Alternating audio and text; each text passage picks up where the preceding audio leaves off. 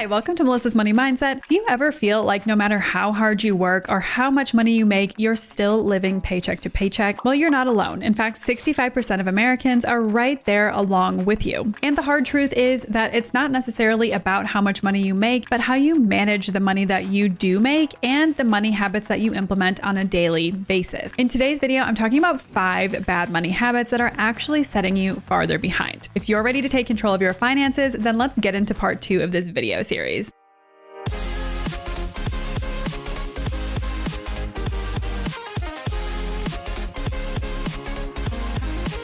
Mistake number 6 is not shopping around. I know so many people, it seems to be my generation, so millennials and younger specifically, that they basically take people at their word. They take their word as their end all be all. And if they're told that the price is going to be this, they essentially just accept that without doing any of their own homework or sometimes calling people on their own BS. So for example, I recently took my Jeep Grand Cherokee, that's my car, into the local mechanic for some scheduled maintenance. And I was shocked when they called me later that afternoon saying that there was $3,000 worth of items that needed to be fixed on the vehicle because it runs great, it's been so reliable, and it just seemed so out of the ordinary, especially considering it was only in for an oil change. Granted, this mechanic was in downtown Boulder, Colorado, and a lot of businesses know that with business owners and tech companies moving into town, they can likely charge more money. So the cost of living in general has steadily been climbing for the past few years. I told them to just do the oil change because I wanted to do my own research about what they were saying needed to be fixed. So I basically did my own homework. I shopped around. I found a few other mechanics and I took my car into them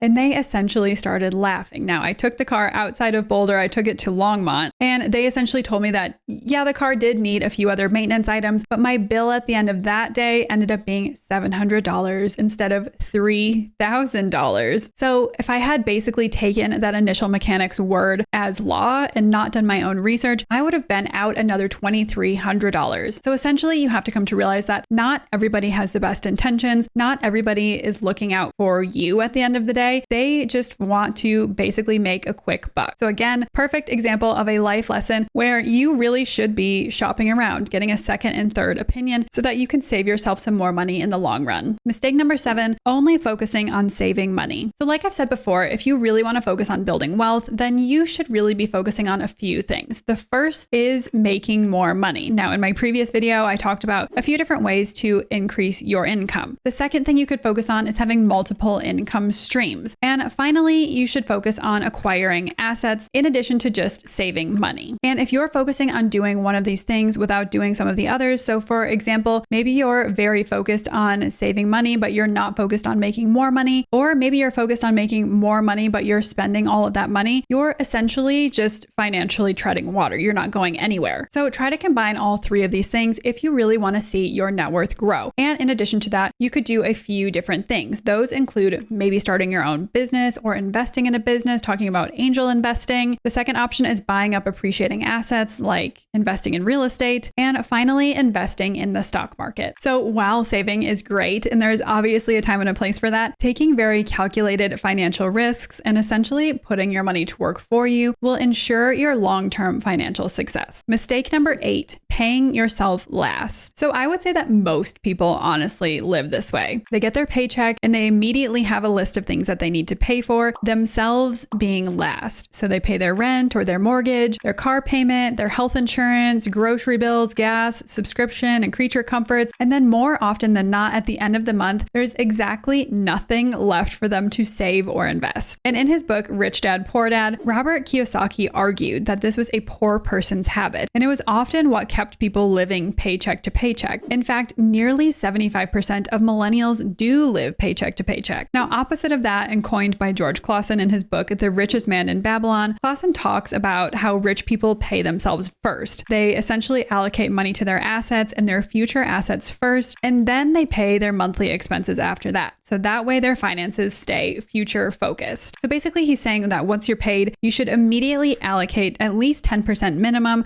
and put that into your savings and then another 10% set aside for investing. And my advice here is to treat this as a non-negotiable. There are so many times when we essentially hold other people accountable, but we tend to let that slip when it falls onto us. So treat this as just another one of your bills. Treat this as something that has to happen every single month. You essentially owe your future self this amount of money. So transfer it or have it automatically transferred to your savings and your investing accounts, and then move on to paying your other bills. And some of you may say that this isn't even an option for you because you're already living paycheck to paycheck. And if that actually is the case, I want you to do a few things. Take a good hard look at your finances. What are you spending money on? And is there any place you can cut something out? A subscription, negotiating lower rent, or on any form of insurance. So at this point, I just wanted to refer you to a few of my previous videos. So the first one is about how to make a budget and stick to it. So I will link that up above right here. And the second one is how to double your savings in 1 year's time. So again, I will link that up above and in the description box down below for your reference. And the second thing that you can do is work on cutting out unnecessary spending, or like I said, sticking to a budget. So more often than not, money just isn't being allocated optimally. So focus on that, cut out your unnecessary spending, and you'll likely be able to find that 10% that you need. And if you are truly living frugally and there's absolutely nothing else that you can cut, and you really don't have that 10 or that 20% to invest and save, then maybe now is the time to start thinking about ways to basically just make more money. So I did talk about this in my previous video, but maybe consider asking for a raise at work. You could look into maybe job hopping or switching jobs. I know plenty of people that do that to just increase their income. You could focus on starting a side hustle, or maybe you want to start your own full-time business. So again, focus on prioritizing yourself here. Remember, your goal is to make your future self richer and to stop paying other people and raising their net worth. Mistake number 9, waiting too long to invest. I've spoken so many times on this channel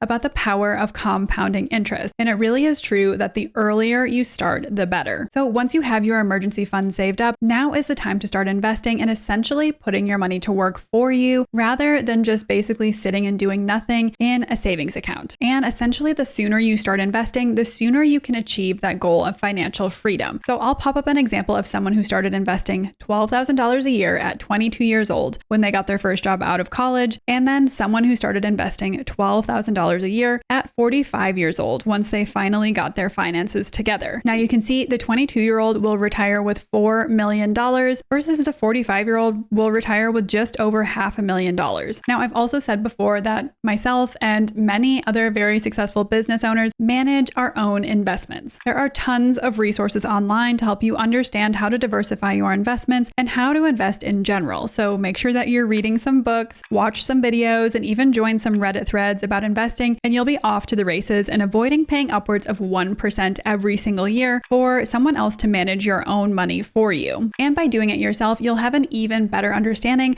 of what's actually going on with your finances. Mistake number 10, paying too much tax. If you're a fellow business owner, you are likely very well versed in tax law. And it seems like most people think of taxes as this inevitable thing that we can do absolutely nothing about. And that's largely because we aren't really taught anything about taxes in the school system. Now, many people do get a refund, and even if you do, there are likely still some other ways that you could take advantage of so that you could keep a little bit more of your money. If you work from home, you can potentially deduct a home office if you run a business out of your home. You can open a 529 plan if you have kids. You can contribute to an HSA and even deduct interest that you pay on your mortgage. In addition, whether you're a business owner or not, there are plenty of investment strategies like allocating a certain amount of money each year into specialty accounts like various types of IRAs or 401ks. And if you run a business, you know that at a certain point, it makes sense to transition to an LLC or an S Corp or C Corp to essentially help reduce some of the self-employment taxes that you might owe. So essentially the point in saying this is just to educate yourself on taxes to see if you are paying the appropriate amount,